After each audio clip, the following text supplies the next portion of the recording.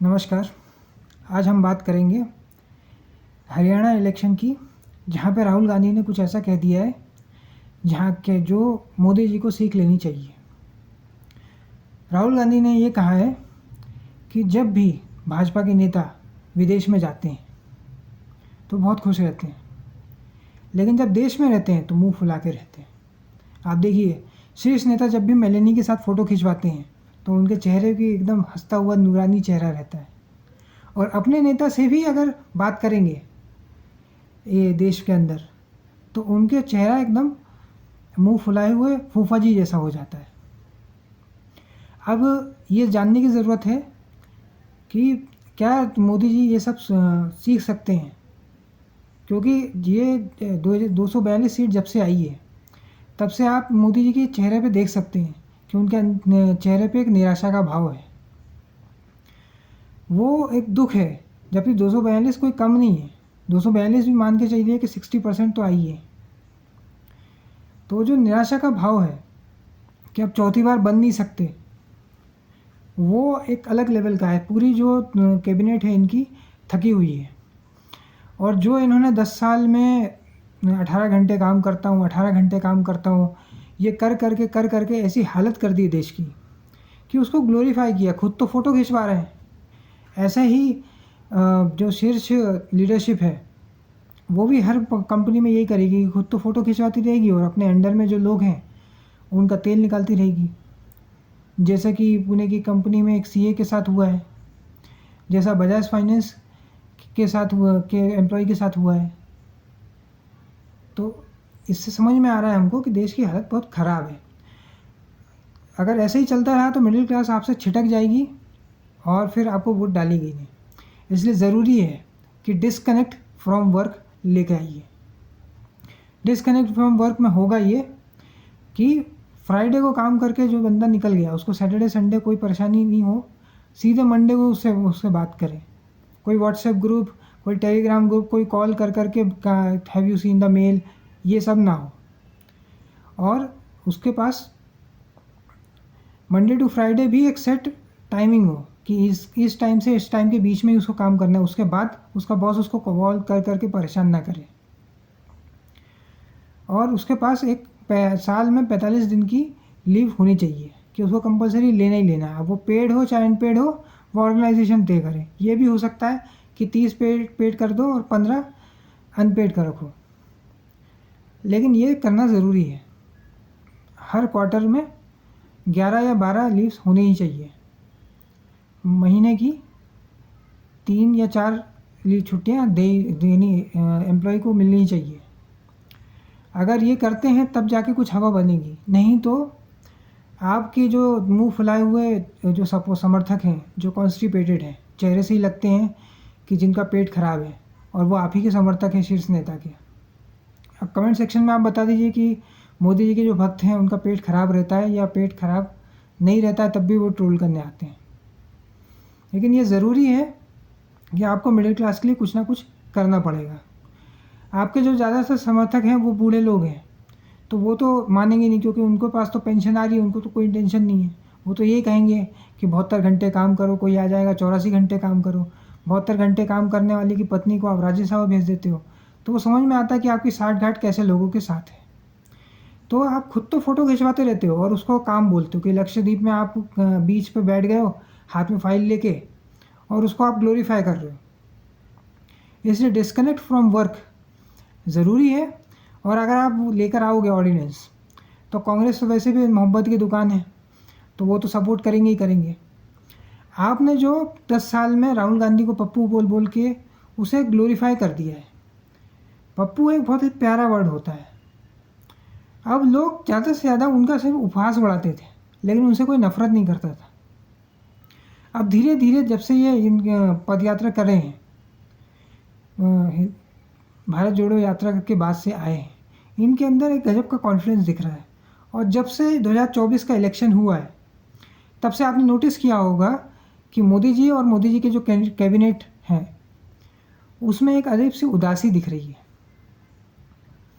नहीं तो आप देखिए, एक तरफ तो श्याम रंगीला है जिसे 10 दिन में 15 मिस्टेक्स आ गई थी, और दूसरी तरफ एक अमृतपाल सिंह हैं, जो जेल से भी बिल्कुल सब सारे नामांकन बिल्कुल सही भरे हैं। कश्मीर में राशिद जे जीत चुके हैं। तो आप समझ सकते हैं ये क्यों हुआ है, कि किसका वोट काटने के लिए किया गया है, कैसे किया गया है, क्या तिकड़म भिड़ाई है, क्या परसेप्शन, क्या नैरेटिव बिल्ड किया जा रहा है, वो आप सब समझ सकते हैं। डिस्कनेक्ट फ्रॉम वर्क ऑस्ट्रेलिया में आ चुका है और कई देशों में आ चुका है। जब आप दूसरे देशों से ये कंपैरिजन करते हो कि उस देश में ऐसा होता है, हम लोग इससे आगे निकलेंगे, तो आप वर्किंग आवर्स भी देखो ना, वेजेस देखो अमेरिका में कितना मिलता है, अमेरिका का वर्क कल्चर कैसा है। जैसा आप कर रहे हो वैसा ही फिर ये हर कंपनी का शीर्ष नेता करे, हर शीर्ष लीडर जो है वो यही करेगा। वो खुद तो फ़ोटो खिंचवाएगा और अपने अंडर वाले को 16-16 घंटे काम करवाएगा, 12-12 घंटे काम करवाएगा, और उसमें मिडिल क्लास जो है वो कोलैप्स हो रही है। उसके पास इतना टाइम नहीं है कि वो शादी करना चाहता नहीं है, बच्चे करने का उसके पास टाइम नहीं है। तो आप समझ सकते हैं कि मिडिल क्लास किस तरह से कोलैप्स होती जा रही है। महंगाई से परेशान है, टैक्स आप उसको वसूले जा रहे हो, उसको कैसे भी करके कुछ भी जस्टिफाई कर रहे हो। कभी आपके मंत्री कहते हैं कि हम वो प्याज लहसुन नहीं खाते, कभी कुछ कह देते हैं कि रुपया नहीं गिर रहा है, डॉलर ऊपर जा रहा है। इस तरह के बेतुके तर्क आप दोगे, उसी मंत्री से आप बोल दो कि चुनाव लड़ ले, एक पंचायत का भी चुनाव लड़ के बता दे, आपको पता चल जाएगा कितना कितना दूध का दूध है और कितना पानी है। अपनी जो पूरी कैबिनेट में आपने ऐसे लोगों को बिठाया जो चुनाव ज़्यादातर लड़े ही नहीं हैं।